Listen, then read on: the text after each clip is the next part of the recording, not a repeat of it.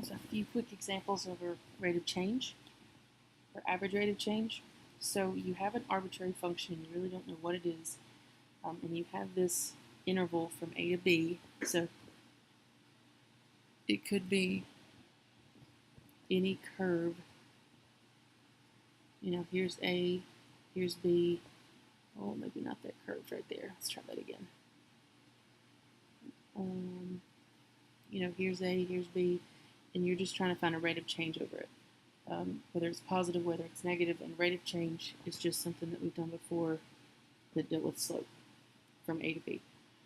You don't have points for this example, but we've talked about transformations with regard to rate of change in that it will affect the rate of change if a number gets multiplied.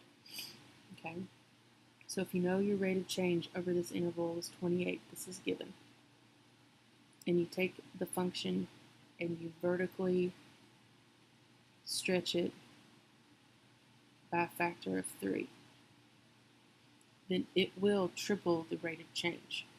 Okay, because a vertical stretch, again, depending on what it looks like, will take those endpoints and literally stretch them so it's going to change your rate of change. So if that's the case, your new rate of change for this function will take 3 times the 28, which is, without a calculator, 84. So your new rate of change is 84 for number 42. For number 43, again, these are coming from your textbook.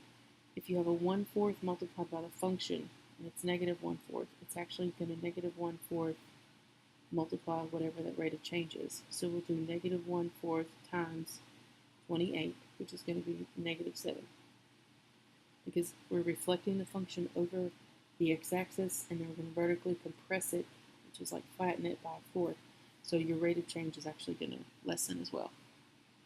For this last one, if all you do is take the function and shift it up 3, I know it can be a curve, it can be a line, it can be a lot of different things, but imagine if it were a line, and from A to B, your rate of change was 27, and all you did was take that graph and move it up 3. The slope on it, especially if it's a line, doesn't change. The rate of change is still 27.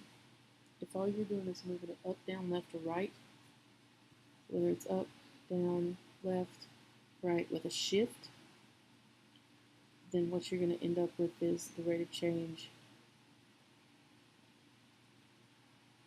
is going to be the same as it was before you shifted it. If you compress it or stretch it vertically or horizontally, it will affect the numerical value like it did for these first two.